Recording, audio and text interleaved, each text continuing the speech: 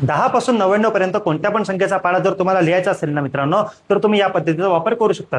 आता समजा मला लिहायचा आहे 48 या संख्येचा पाढा, तर मी पहिले इथे 4 लिहून घेतले आणि 8 लिहून घेतले.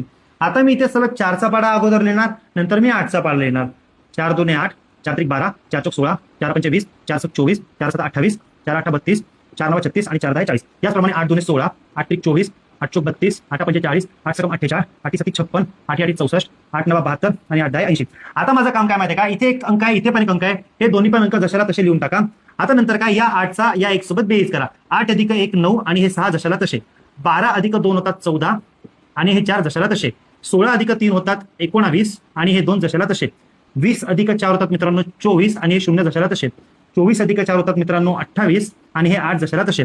28 अधिक 5 होतात मित्रांनो 33, 6 जशाला तसे.